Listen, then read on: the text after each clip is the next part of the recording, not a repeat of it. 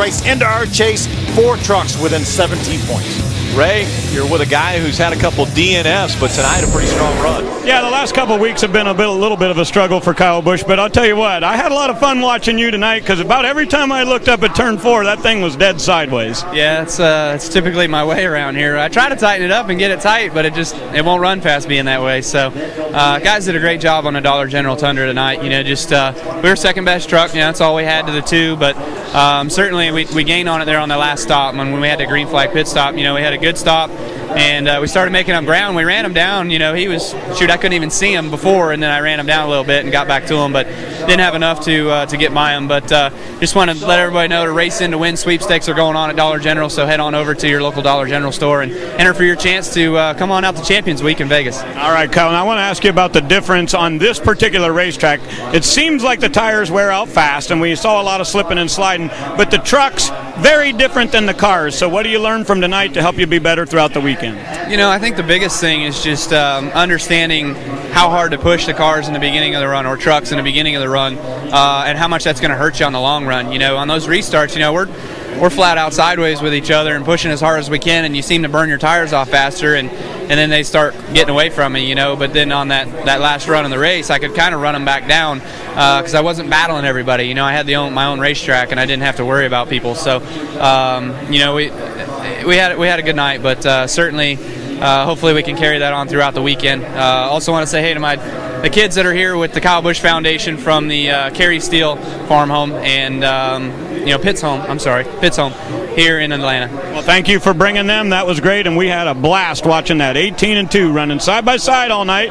And Hermie, how about another guy with a fantastic top 5? Well, I wanted to show you the right front tire on Blake Feeks' truck down to the cords, which he's nursed it to the finish. Career best finish. Congratulations on a great night. Thank you. We had a rough day. At the drivers' meeting, I didn't know what to think. I thought I didn't know what I was doing. The crew was down, and Doug and the guys changed it around. When we took off, we had a great truck all night. I thought I ended our night when I got into the 15 or whoever that was. We about wrecked on the front stretch, and they put a fender on the thing, and we were able to drive back through there. So thank AccuDoc Solutions and Mr. Turner and everybody for giving me the shot. It feels great. That's Blake Feast. He finishes 4th tonight. Rick? Great run. That incident he was talking about, it was the 15. Josh Richards just in front as he went down. Richards gets completely sideways, keeps it straight, and there was no caution after that little contact. Yeah, and look at the damage to that 32 truck of Blake Feast. And as he mentioned, Doug George and the guys jumped on that thing, put a front fender on it, and he ends up with a top 5. Best career finish for Blake Feast. Nice job. I believe Blake had to have Aaron's lucky dog to pull that off, and got the lucky dog and took advantage of it. Top 5, awesome run. Very impressive finish.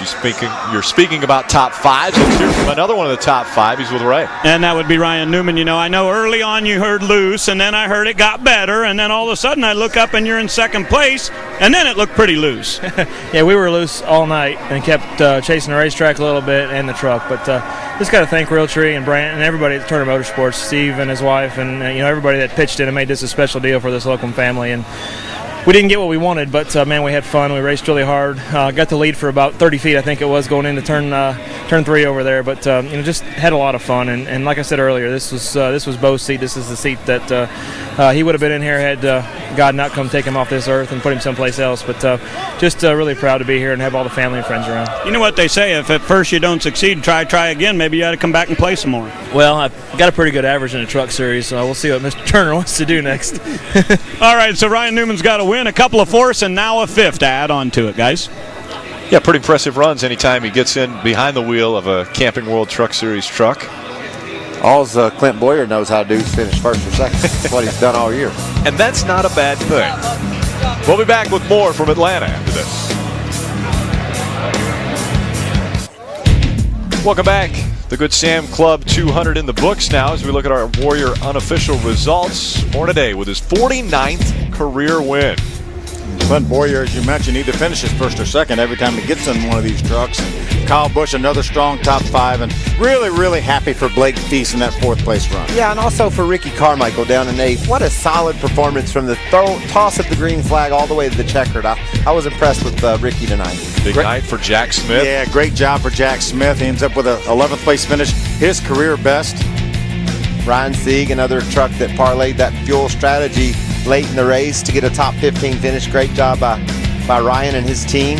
David Starr back at 17th had the same strategy, but ends up with a flat tire late in the going. Takes him out of a top 5 finish. Jason White got tangled up in a crash off turn 2. Certainly set him back. Johanna got involved in something down in turn 3. A truck slowed to come to pit road, and she hit the back of him. So everybody see down here didn't quite get to the finish. That's a beautiful moon, Rick. Under the lights at Atlanta Motor Speedway, a lot of craziness happening on the racetrack, and one of the benefactors tonight was James Bush, our new points leaders with Hermie. Well, a 10th place finish. I'm sure not exactly what you wanted, but the good news is you come out of here with the points lead as well. Congratulations. Well, thank you, but we struggled a lot today. We struggled in practice. Found a little bit of speed at the end of practice and found some speed for qualifying. Qualified up in top 3, but we struggled all night. We ran between 10th, 15th all night long. It seemed like, and it's cool to have the points lead, but at the same time we got to run better than we did tonight to even have a shot at winning the thing. So the guys fought hard. I don't think we even had a 10th place truck, so to come out of here 10th was a relief. Keep this top 10 streak going, but everybody at Exide, Dollar General, Great Clips, everybody at Turner Motorsports, Brant, sticking behind us, and hopefully we can win a championship for them all, but definitely have to run better than we did tonight.